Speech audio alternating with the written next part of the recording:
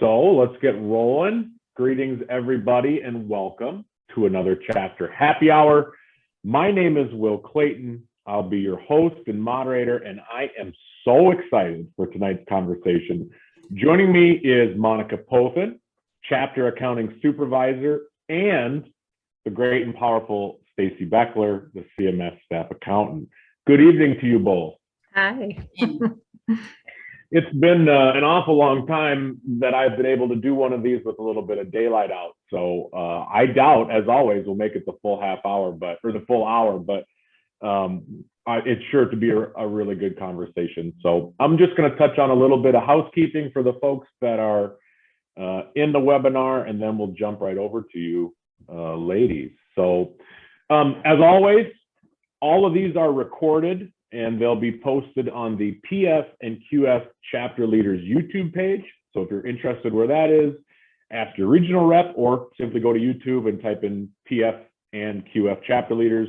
In YouTube, you'll be able to find all the catalogs of chapter happy hours and anything else that would be pertinent that we've posted for chapter leaders. So in particular, I pre-recorded a happy hour with Anna Swarzek, the Habitat Education Program Manager, in early March, and we talked through all kinds of the Habitat Education Program, step-by-step pollinator program, milkweed in the classroom. It's a really good one. So in your leisure, feel free to jump in and watch that or listen to that. And then also last month's Women on the Wing podcast, or excuse me, happy hour is posted with Renee Tamala and Marissa Jensen. So they're up there as well as all the others. Oh, what a time for them to vacuum the basement. As always, please use the Q&A function. We'll do our best to answer most of them. But if we don't get to your question, please simply send it to your regional representative. They'll get it over to me, and I'll get it over to either Monica or Stacy or maybe somebody else that can answer it. Tonight in particular, I'd like to keep the questions kind of high level.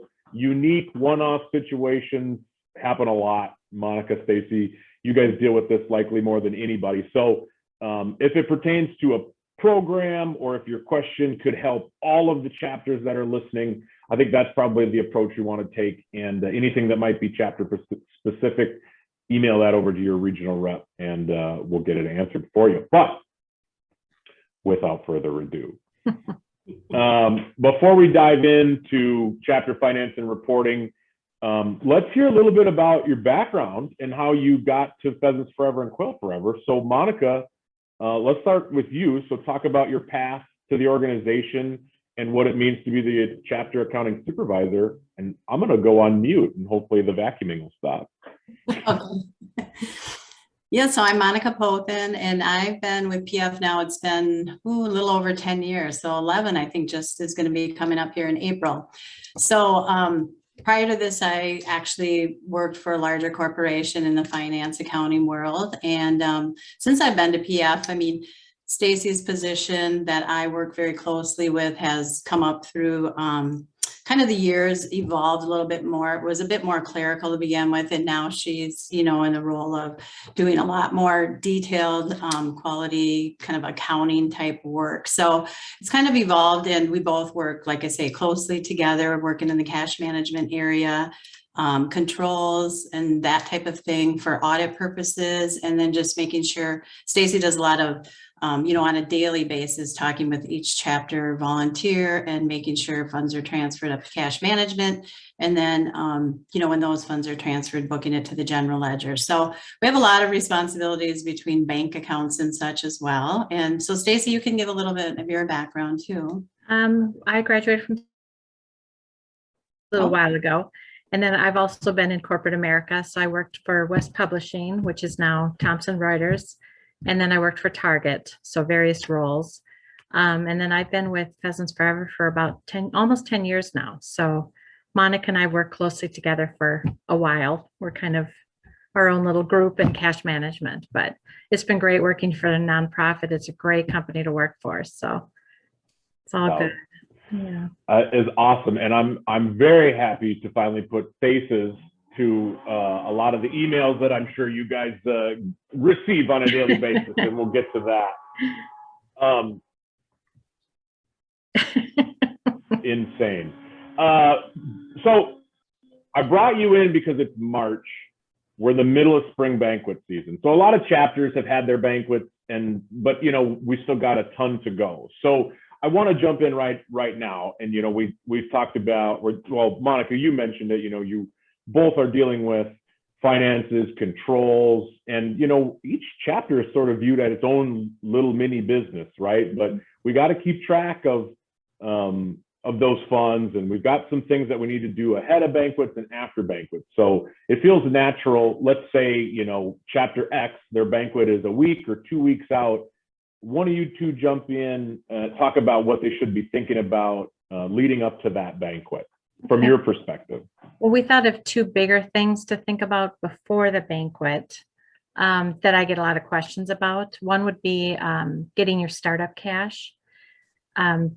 Because all your money's in your cash management account, you need to get money to your local account so you can take out cash. Best way to do that is just to write a cash management check for what you need. I would do that maybe a week before your banquet just to make sure it posts to your local account. And then your local bank should be able to give you the cash you need for startup. And then after your banquet, you'll deposit it and we'll transfer it just back to cash management. So that's the fastest, easiest way. And then another thing is to make sure you test your credit card process maybe a week or two before your banquet, just to make sure everything's working. Test them with, a penny charge, a penny refund, but just make sure your credit card process is all ready to go. So if there's any questions, you can ask us or we can help with that. So, but those were kind of the two big things we get questions about beforehand.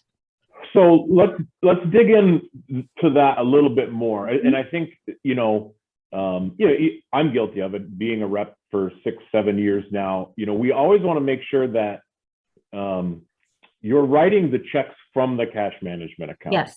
Yep. Always. That's critical, right? Yep. The local account is there for deposit. Deposits basically. Only. Yep. Yeah. So when you're writing a check from cash management, you're getting it cashed at your local bank.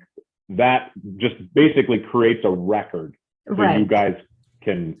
Yep. So we want everything to flow through the cash management system. And that's the one exception where you could take money out of your local account is so you can get your startup cash for your event.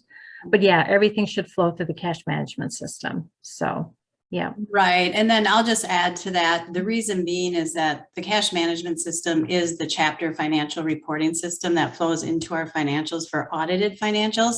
So if you were to do transactions through your local bank account and not transfer funds to the cash management account, that never gets booked to the general ledger then. So let's say you wrote a check out of your local account, which you should never do. Those expenses aren't being recorded in the general ledger. So that's why it's so critical that the local bank is only used for deposits. Funds are transferred and then cash management checks are issued, out of the cash management account for posting.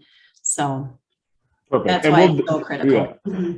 Yeah. And we'll dive into a little bit more of that later. And obviously we're going to touch on credit cards and changes there later, but let's stick with the banquet just because I've been going to banquets since the middle of January. So it's all I seem to be thinking about right now. So, we're testing out the credit card machine and we'll touch, on some changes on that later, but so that's working. We've got the cash ready. We're set up, we're ready. It's the day of the event.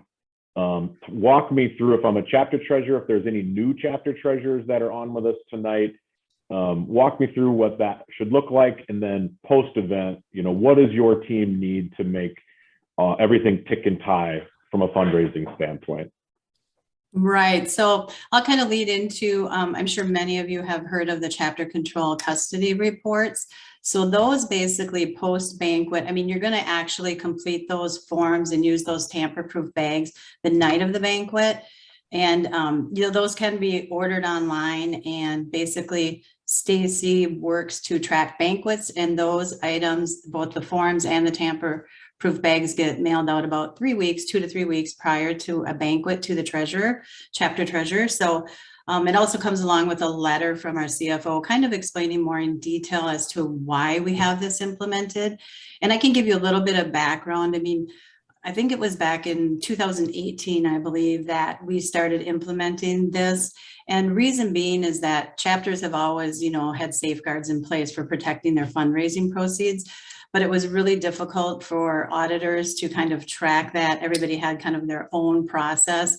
So we needed something that was more standard across all chapters for auditable purposes and make it, sort of streamlined so that those reports post-banquet, you're going to want to send those into Stacy. So once you complete those the night of the banquet, after the banquet, you're going to want to send those up. And we actually, our auditors, our fiscal year end is June 30th, but the auditors do ask, how many banquets took place in the fiscal year and how many reports did you receive? And then we come to a percentage there, which each year it's increased a bit, but we want to keep that moving in the right direction to 100%. So that is kind of the background of why this was implemented. And then another purpose is, just for chapters benefit as well, where you're never put in a position to be questioned about any sort of funds, moving around the night of the banquet and after the banquet for, depositing to your local bank. So let's see, what else? Audit requirement. Yeah, just ensure that the form after banquet time is sent into Stacy and that it's being completed.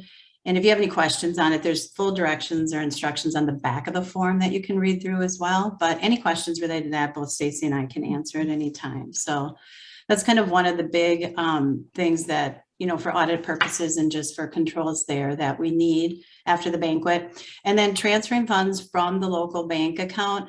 I know chapters have to kind of reconcile, figure out, this was our deposit, this amount was, raffles, whatever it might be. But, as close to, within a week or so that you get those funds transferred up to the cash management account by either emailing Stacy or you can mail in the local deposit slips as well. A lot of chapters do that. So on the local bank deposit slips, there's categories and we kind of need that revenue breakdown, or not kind of, but we do need it so that you have accurate reporting when you run your CMS reports to see what revenue categories that you're earning that revenue in. And so that's on the deposit slip. But if you email her, you can just say, okay, X amount was for raffles, X amount was for auction, donations, that type of thing. So soon after the banquet, Stacy, you can speak to it a little bit too, Stacy, but tracks the banquets. And so if she's seen that, oh, you had a banquet maybe a month ago, but she hasn't seen any transfer up into the cash management account, then you'll likely get contacted to say, oh, it looks like you might not have transferred funds yet. But what's really critical is we run reports as well for chapter cash management accounts. And sometimes they can appear that they're negative or overdrawn when they're not actually, because of the fact that all your cash management checks keep clearing through the cash management account, but your deposit, your revenue hasn't been transferred to cash management. So it appears negative, even though it's not. We know that, but then there again, Stacy will contact you and ask if you have local funds that haven't been transferred yet. So, and that's, like I say, critical to kind of what I alluded to before, where if you don't transfer those funds, the revenue isn't booked in the financials. So it would never, flow into the audited financial statements without that booking to the general ledger. Let's see. I don't know. Do you have any questions on that, Will, or did you want me to elaborate anything? No, I think you've touched on a bunch of what we want to hit on, and I want to unpack the, custody and control report. I printed this off. I've got one here. It does no good because it's just a camera, but I think most chapters are familiar with it now. And as you mentioned, it's going, what we need to see as a percentage of the chapters is 100% of the chapters filling this out. And we've had a weird year, maybe 2 years. So it's good to get this kind of back on track. But I think it's critical to understand it from two different ways. And you did touch on it, Monica. It's like, it's there to protect the individual as well as we've never really had a check on all the cash and things at the bank or at the actual banquet. So it's a really simple process. You don't really even need amounts in here. You just need to know that two people that weren't related by blood, or marriage, watched the cash, checks, credit card slips go into these bags, seal them up, and when they were open, they weren't tampered with, and two people can sign it as well. So it's really as simple as can be. And Stacy, I send you pictures of these things? I get a lot. I don't even know. Do they fax them to you? We just get them to you. Yep. What's the best way? Anyway, whatever is easiest for you. I get them by fax, by email, by mail. Anyway, whatever is easiest. Yeah, it's no problem.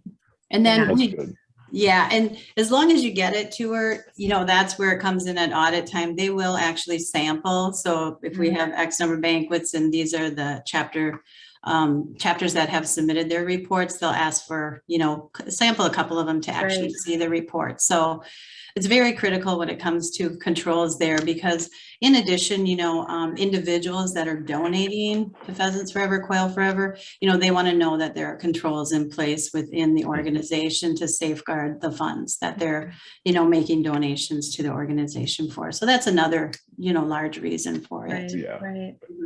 It makes a lot of sense. And, when this rolled out, I think you said in 2018, a lot of chapters, at least here in Minnesota, had tamper evident. I mean, they were familiar with this sort of thing. And this basically just sort of fitted into the Pheasants Forever and Quail Forever box without a whole lot of extra work involved. So it's been well received. And but I do want to talk, I get this question a lot and I can't even answer it off the top of my head, I'll be honest. But Monica, you said bags and forms are mailed to chapter treasurers.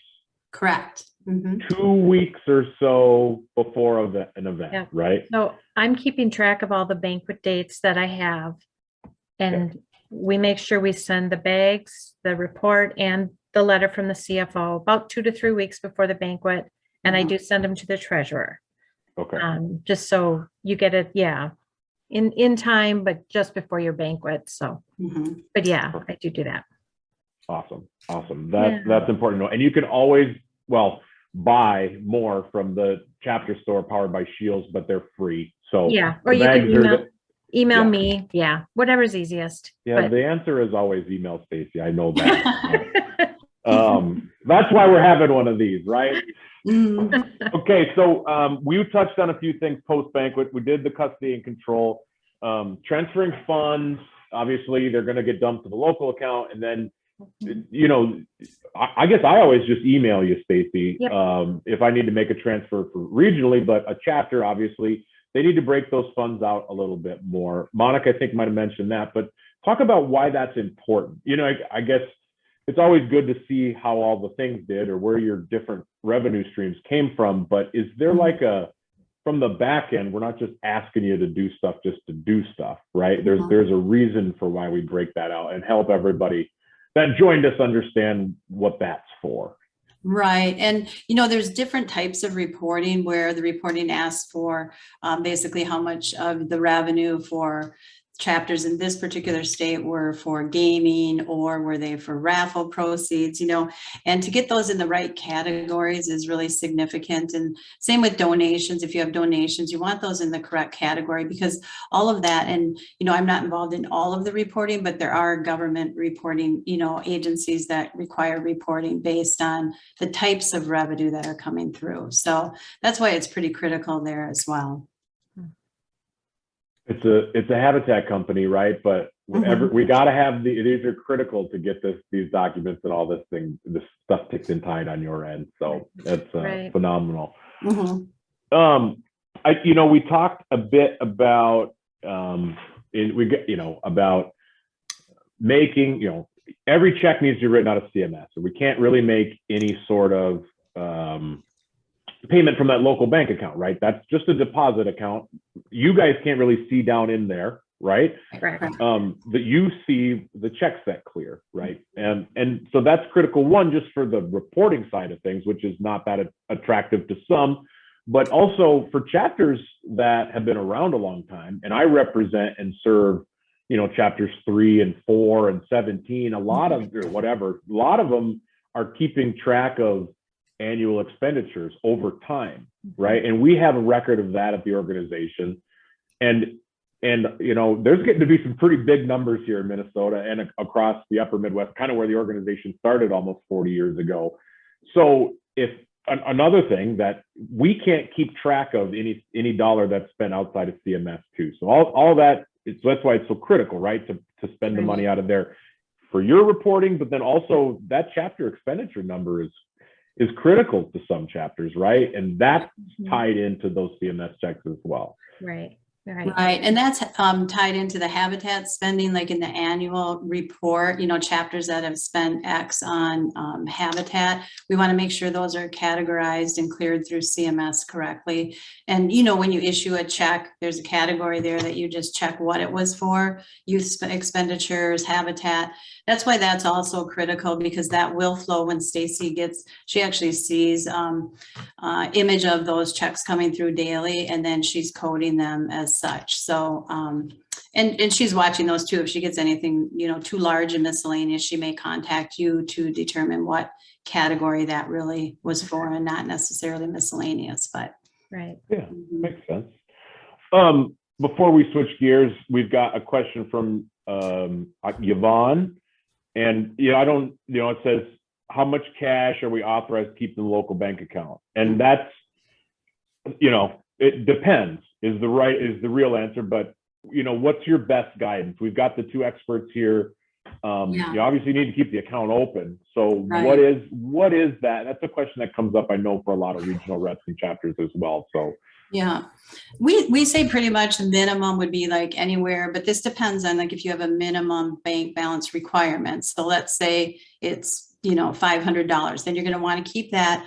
Plus, if you're depositing a lot of funds, cash, and then checks, you want to keep a bit of a cushion for what if a check was returned or something of that nature, so you don't get a fee there. So we kind of say, 500 is about good, between 500 and 1,000, but it's really your minimum bank balance requirement. Now, I'm just going to throw an example out there. I think, Stacy, you had one chapter that had an account that required a $10,000 minimum balance or something of that along those lines. It was pretty significant. So then you got to think, well, maybe I'm not using the correct type of account at that bank, if we're requiring that large of a minimum, because you really do want all your funds in the account where you're issuing checks. So that's really key. But, ideally between 500 and 1,000, I'd say. I'm closer to 500 if that's possible. If possible. Yep, definitely. Yeah. And I'm not sure, Monica, maybe Stacy, but once a year you reach out to the local banks, right? Just to make sure there's you send a letter out. I know I've seen that before, correct? Just to make sure we don't have just extravagant balances in these things. That's something that happens on an annual basis. Right. That's annual because of the fact that if there are, to the extent there are funds in local banks and chapters across, the country, then we have to somehow account for that within the general ledger when we do our audited financials. So we have a calculation we go through, but I won't get into that. Based on the confirmations from the banks that we get back, we take all those and then we do some calculation to account for that of what's sitting in the local bank. So that's why those go out on an annual basis. And then, Stacy, we look at those as well. And if there are chapters that have significant balances remaining, then, you'll probably get a phone call and just say, hey, we need to transfer that and try to keep it more, minimally. But, sometimes if you have a banquet right close to the year end, which is June 30th, right. That can happen, but to just kind of watch that. And we do send reminders, usually about the end of May, to remind chapters, hey, check your local bank balance and try to get that transferred here before the end of the fiscal year, so we don't have so much, because auditors would prefer to see a lower number of cash dollars being kept in local banks than are actually being reported in the CMS system. So that's key there too. And I do want to touch on this because I see a few of these come through from time to time, but it's no longer required. When I started as a rep in 2016, most chapters were filling out the fundraising event report, right? And that was, it's a good report, and you can still use it. We still have it available. It broke out all the chapter expenditures by raffles and everything that you can use. It was a nice little kind of cover page to the financials. But when we instituted that custody control, we're always cognizant of, well, at least from the rep side of things, and Stacy's, Monica, I know you guys are too, like, we're cognizant of the work that we're putting on these volunteer chapters, right? So this was a new thing, and it's critical that we do this. So I think at that time we sort of pulled back and said, most chapters are cognizant of their financials for each banquet. They've got their own system, their own spreadsheet. As long as you can break it out and get that report, Stacy, to you, the fundraising event report wasn't as necessary. And Right. that's still true to this day, correct? Yeah, we're not requiring it. We do still kind of ask for the breakdown, which can just be in an email or Yeah. a deposit slip, but no, we don't require that anymore. Some chapters like to use it though, because like you Yeah. said, it's very nice. Yeah, it really Yeah. is. And But I won't yeah. require it. I won't be asking for that specifically. That's good. And whenever I have a new chapter, we have some turnover with like a new treasurer or something, I always provide them with that. It's just a really nice cover page. Yeah. But it's always important to realize the kind of work that goes into these events. Yes. And, yeah, I think we'll stick with this for now. Yeah. Well, we've gone through obviously the banquet, what to do beforehand. We mentioned Monica, credit card readers and making sure that those are working pre-event, and that's so critical now. I mean, especially after what we've gone through the last 18 months, 2 years, the cash is becoming less and less of a thing. At least I live in a major metropolitan area, so we send money through our cell phones now. It's ridiculous. But Right. Live auctions, silent auctions, all kinds of reasons to have that credit card reader. It's critical at these banquets. So let's start. We had a system, Converge, that we've been using throughout my tenure at least, but the organization's making a bit of a switch within the next 6 months or so to a new service provider, one that I was familiar with beforehand called Stripe. Right. And so, maybe for those that are listening, talk through some of that and what the chapters are going to look to see coming in the future as it pertains to the credit card processing system. Okay, so like you mentioned, Will, the Converge reader, that is a chip reader that most of you have probably been using, and that's in conjunction with a website where you can run reports and see what you actually did at the banquet over the weekend if you want to run a report there. But now we've switched. Converge had they were coming up with a few limitations. They didn't have where on the app where you could break out, let's say, oh, this person wants to get a membership. This person wants kind of an inventory record within the app. This person wants a membership. This person wants, a $20 raffle ticket. And Collect for Stripe, within that app, you have the ability to do that. You can set up inventory categories within your own chapter, and those won't be seen by other chapters. Converge had some limitations where if you set those products up or those particular ticket prices, then it would go across all chapters, which was not good because different chapter, they could change your particular category across those lines. So Collect for Stripe has that ability. So that was one thing that was good. And then within the app and Converge, we kind of switched over to the Collect for Stripe also because when you download the app, you have to put a pin in, and this gets more technical, but Converge was not allowing those pins to be changed from like 64 digits down to 4. So to try to key in a 64-digit pin was not going to be acceptable. So in any event, out on Shield's website now, we've made the switch over to, it's called a Stripe chip reader. So it works really similar to Converge. It's just a different app. So it's the Collect for Stripe app versus the Converge app. So if you have Converge readers now and your banquet's coming up and you use the app and you're okay with it, that's fine. You can still use that right now, but we were having, quite a few issues with compatibility, device compatibility as well, where in order to pair the Converge reader, you had to first, in order to pair it Bluetooth, you had to first connect it via an audio jack, and many of the phones today, they don't have that. So then you'd have to get this dongle, and we're just having a lot of issues with chapters being able to actually, have it fairly straightforward to run credit cards. So with the Collect for Stripe, those work Bluetooth. You do not have to connect it to an audio jack first to pair it. So that was a little bit easier as well. And then, as Will mentioned, coming down the road, we're developing an app that will still work with the Collect for Stripe readers. So that will have what we call kind of a front end, like as many of you probably used Event Groove. So that will work in conjunction with Event Groove, basically. So I don't want to get it too complicated, but basically a Converge reader moving over to the Collect for Stripe reader with that app, and then coming down the line will be the Collect for Stripe app working with event groups. So you can see the front end, your events, and have them set up, but then you can see everything in one key area is the goal, basically. So does that help, or do you need me to further define that, Will?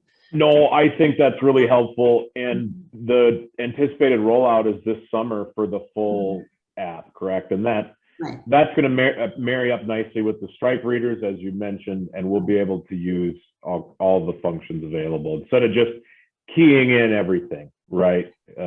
Yeah, that'll be critical. So if a chapter has a Converge reader right now, are they working? Yep. Are they mm-hmm. Okay? But just the chip readers. I mean, I've had a few conversations with chapters that were still using the MagTech, and that came out 3 years ago or more that they weren't working, right, Stacy? Correct. That one doesn't work anymore. Right. But the chip one that goes to the phone or the iPad will still work. Yeah. Yes, and that's important. You know, we've got some chapters that haven't had a banquet in a couple of years after after COVID and those things. So, you know, they're digging out the credit card readers and they're like, I don't even know if this works anymore. So exactly. There's chip readers. That's the one that works. If you have an audio jack, which I do not, that's what you need to get it set up. So, you know, a tablet or something. But if you can make it work through this banquet cycle, we've got something new coming from you. And it's been used widely across Region 1 here in Eastern Minnesota. And I'm getting a lot of really great feedback from Stripe. Yeah. So, Joe has a quick question here. What will the fees be to use Stripe? Is there a credit card reader option that can use something other than Bluetooth? So fees are a little bit less with Stripe than Converge. Is that correct?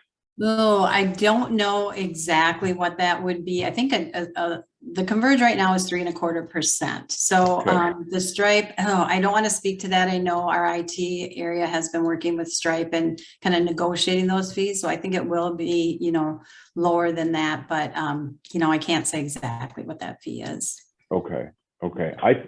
I thought I saw something, but I'm struggling right now to find it really quick. But I think it might be a hair less, but it's going to be your standard sort of processing fee, which is, it's a company. They built the software that can handle all the credit cards, so obviously they need to get paid as well. So more to come there. And then when we do the full rollout, your regional rep will have that information for you on the fees. Good question though. If you are using something like Square, continue using it. And so, you know, Square is, some chapters are using that, and we've had some troubles with Converge. So I think, you know, we can address the elephant in the room here. That's why we're having a chapter happy hour. Square works really well, but it's not tied in any way, shape, or form to CMS account. And so, you know, you guys can't help if an issue goes wrong with Square, which is why we've always encouraged chapters to use our system. And as the system continues to build up and build out, that's where we want all chapters to go. But do you have any comments on other providers? Is there things we need to watch out for? Or is the guidance just sort of, let's all try to get on the same system when it gets up and running this summer? Right. And I would say that's the approach. But to your point, you know, if a chapter, you know, 2 days before the banquet and they can't get the Converge reader working and their only option is to key in every card number into the app, it's really not acceptable, you know, for them to be able to do that for each individual. That's so time consuming. So yeah, they could use Square. The one thing that happens without using, you know, the app or the method that we've kind of approved or gone to for the organization is that we wouldn't get involved in any disputes, that type of thing, or help with getting it set up. And that always gets connected to the local bank account. So there again, it's not ideal because, you know, then you have funds sitting locally, then you have to get those transferred, you know, that type of thing. So anything for ease of purpose, you know, to get directly into the CMS account for credit cards is ideal. So, and the goal is really to make, you know, something like you say, Square is so straightforward and simple to develop that app that works, you know, similarly to that, so that it's not, you know, so much work for the chapter volunteers there to get going. So Exactly. And I've been there where the credit card machine doesn't work and they got a Best Buy nearby and it's, what do you do? Right. It's all about getting folks out of that banquet when it's over and things happen. So I'm glad that perspective's there, but I do know, Stripe is working really well for the chapters that are testing it for me. And then Joe, to answer the second part of your question, my reader is lended out to another chapter, so I don't have it in front of me, but I don't believe it's completely Bluetooth. I think it's got a little micro USB that plugs in, but I also could be wrong with that. It might just be Bluetooth connected. So you'll have to get a tablet or something with Bluetooth functionality. So Brian's question, will you be able to purchase the Stripe readers from PF? They're already on the Shield store. So if you get into the Shield store, your regional rep can help with that. Otherwise, send an email to me or send an email to Stacy. No, with the Shield store, get it to your regional rep. We'll get you in there. You go to the banquet supplies area, which is kind of all the way down on the chapter store in there. And it's almost always the third or fourth item there. It's a little gray reader and you can purchase them right there. So I just want to add one thing to that, Will. So when you do purchase that, you'll get some instructions that come along with that. And here it should be, more straightforward and easier than Converge. With Converge, it was always, oh boy, I haven't logged in for a year. Now we need to reset the password.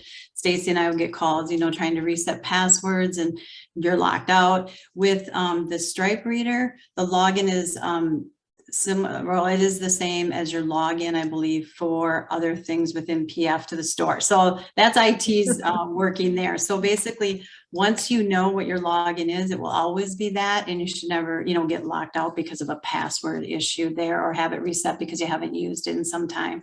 So that's another, large advantage to that. So they're all muted, but they're all cheering right now. Oh, good. I can just say that not having the goofy password and at least having the same username and the same password for the resource portal, the Shield store, event center, and a credit card reader, at least you only need to remember one really goofy password now. Yep, there you go. Stacy, that hopefully will cut down some emails. Yeah.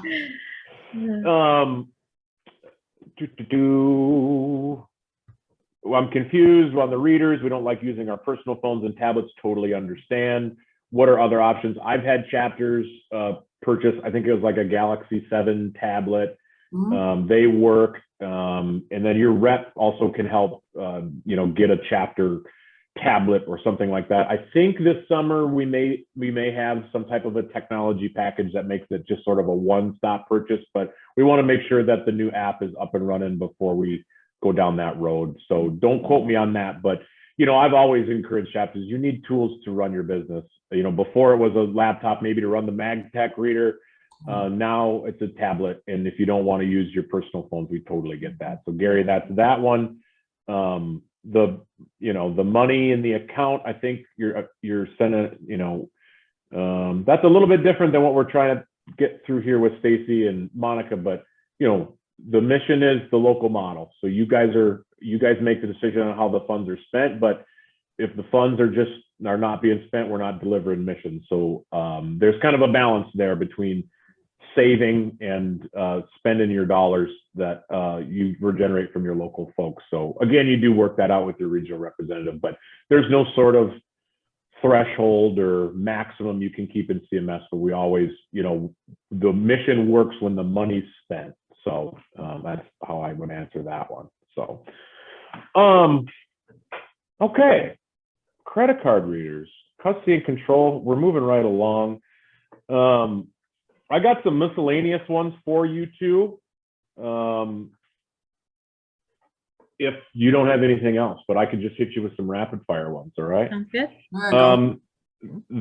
This happens from time to time. A local business wants to sponsor a chapter, make a donation to a chapter, but the Pheasants Forever, if you Google it, it's 1783 Burkle Circle, St. Paul, Minnesota, 55 whatever it is, right? So if they're a business and they're not maybe tied to the chapter really closely, but they want to make a donation, that donation oftentimes just shows up in a PO box, I'm guessing, or in the mail room at the home office. And, you know, come banquet time, it's like, oh, you know, Will Clayton's insurance company sent a check, but I don't see it. What's happening there? What's the best way to get those funds moved to a local, back to their local account, or, you know, what's the workaround there? So, Because I get that question a lot. yeah, what will happen, the membership area does get a lot of the donation checks as well. So there's one person who gets all the checks. What she will do is, if she sees a check and it says, we're sponsoring chapter X, she will write it up, she will send me the information, and we will get that deposited into their cash management account. So we won't put it in their local, we'll put it in their cash management account.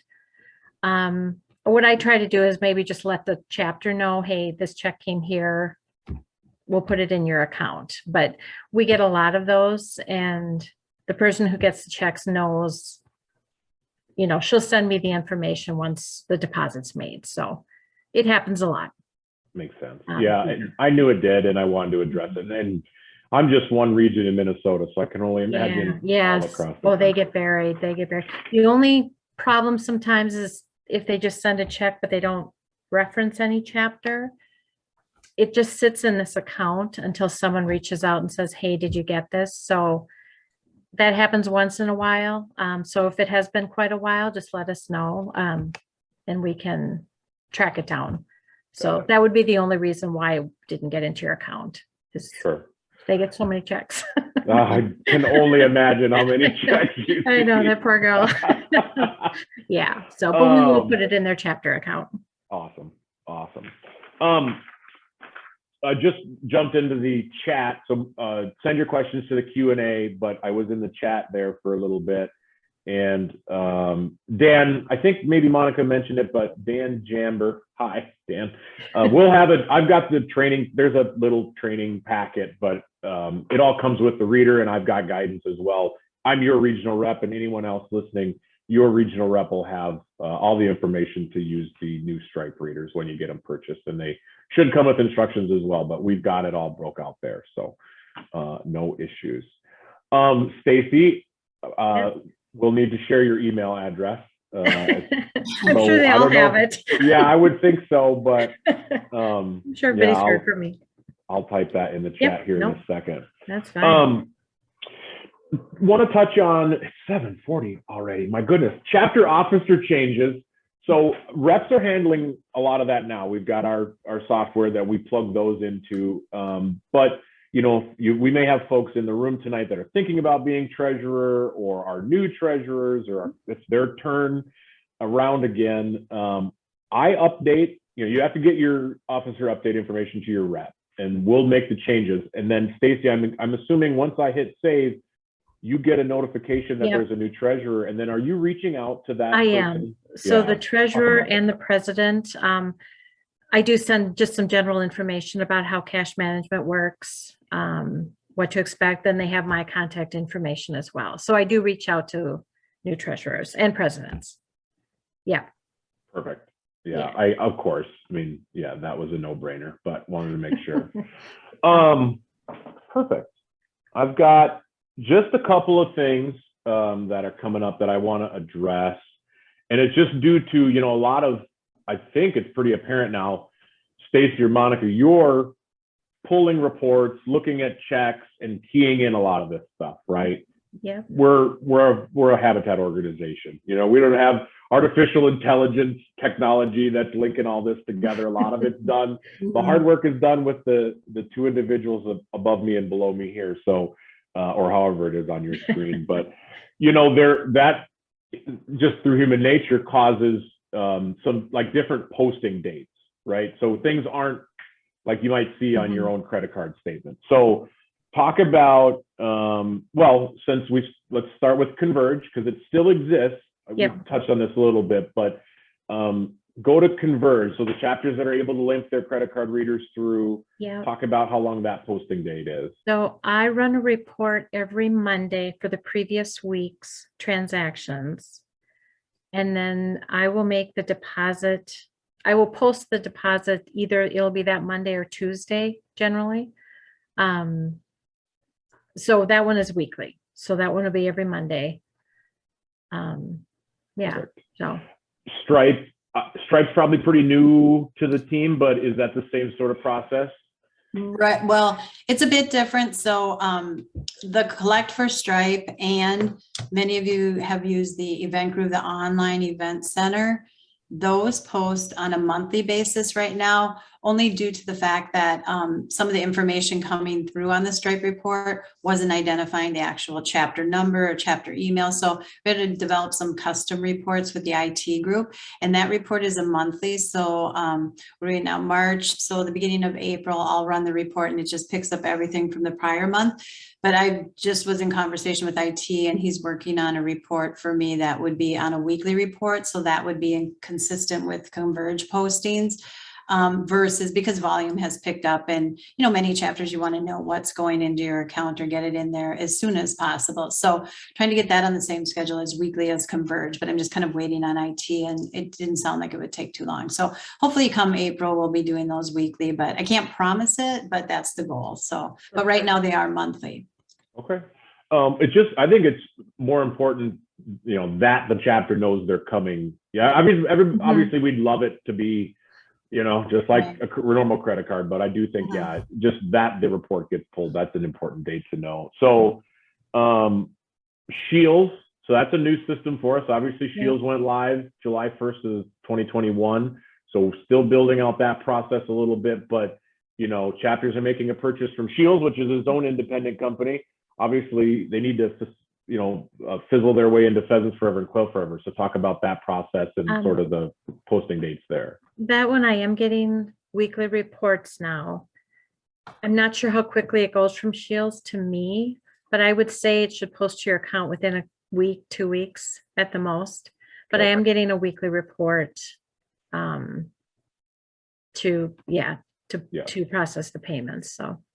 And just a sidebar for chapter leaders at home, you can always log into your Shields account, go to orders, and it's got all your tracking and all your order history there. So, you may not be able to see it posted to CMS, but you can see that the item's been shipped and where it's tracked and that it's delivered and what that order was. So if you're getting all your numbers done right after the banquet before it posts to CMS, you can usually pull a lot of that information just straight from the Shield site, which is something we hadn't been able to do before, which is cool. And then lastly, Joe, Lockster Camp's got a question here, and that's the last one I want to talk about. I think we might be able to answer it here.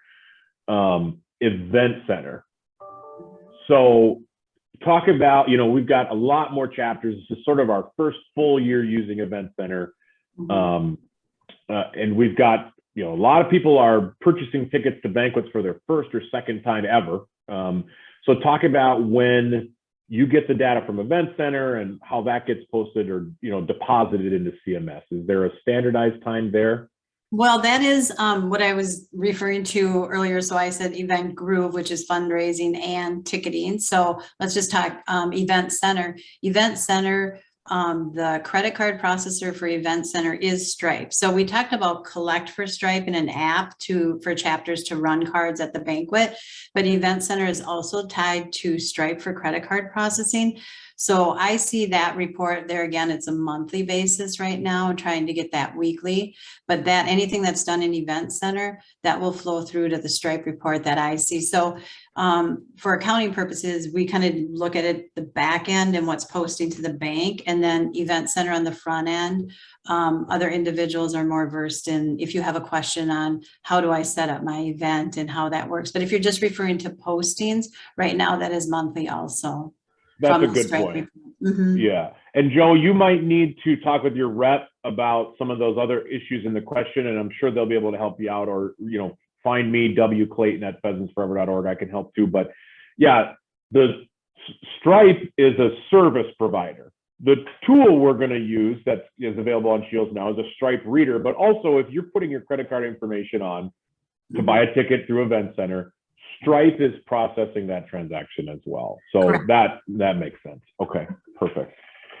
Well, we've covered almost 50 minutes of stuff here. This really is going to be a chapter happy hour. I've exhausted my list. Q&As are, if you got some last minute questions, do so. But Monica, Stacy, is there anything that we didn't cover that, I mean, yeah, I know you get a ton of emails, so Well, is there anything lumped up that we didn't touch on? I thought I saw one pop up about putting money aside for like land acquisitions and stuff. Yeah, and I touched on that a little bit, but if you Okay. want to elaborate. Well, feel I was free. just going to comment, we can set up a second cash management account to Mhm. separate funds. Some will do that for scholarships, land acquisitions. There's no charge for it. So we can have the general cash management account and we can have a, land acquisition cash management account, and funds can go back and forth, Mhm. just an email to me. In the So, email. yeah. That way, I think some wanted to keep it locally, just to keep it separate. Mhm. Oh, We don't want to do that. We can set up a second, a third cash management account, whatever's needed to separate Yeah. the funds. So, yeah, and that goes back to the beginning of our conversation, why we'd Yeah. want that in CMS. We Yeah. just break out another account, work Mhm. with your rep, or, you know, yep. And I Send can set it Stacy up an in email. minutes. Yeah, I can set up, and we can have checks for the second account. You don't have to. We can move funds back and forth. So it's really easy, an easy process, but yeah. we can separate the funds. Joe's got another question, and this is just, this really doesn't pertain to, but to Monica or Stacy, but we don't have any auction software or databases, but we just built a little spreadsheet for Pheasants, which both of you are at. So reach out to your rep and we'll get that over to you as well. What is the deal with the black stripe on the cash bags? Does that ring a bell? Oh, Black No. stripe. No. nope. No, and really with the cash bags, it's got all that information on there, but we don't need a lot. We just need to know that they're sealed up. Right. I mean, And we you don't need to record know that how number. much, yeah, and that number, yeah. So we're trying to make that as easy as we can. Right. So I do want to stress that from the beginning of our conversation, like there's a lot of information you can put on that cash bag. We just want to make sure that 2 people saw the cash go in and that the bag wasn't tampered with when it came out. So, Exactly. I don't have, I'm just getting some thank yous, but if that's it, Monica, Stacy, Oh, All right. I don't have any. faces to the email addresses. Finally, It's not just they're Stacy not Beckler. just computers that we just have at Pheasants Forever. They're real human beings, ladies and gentlemen. And as I say in almost every single one of them, we've got a lot of people at this organization that their sole role is to help serve our chapter leaders, and no one does it better than you two, especially as it pertains to this CMS, financing, accounting, that sort of thing. So just from me and from those that I know care deeply about the work that you do, thanks for everything you do. And thanks for joining me. Thank you. You. Yeah, it's fun. All right, everybody, I'm going to take off April 29th. I'll be back with Andrew Vavra. We're going to talk Hands-on Habitat Day. We're going to talk volunteer engagement and recruitment. And then that will conclude this chapter happy hour series. So I'm not done yet, but we'll put a twist on it for the next year for sure, because I think these conversations are relevant. I hope you guys do too. But one more in this series, April 19th. So look for your regional rep to send out that invite. Have a good night, everybody. Thank All right, you. thank you.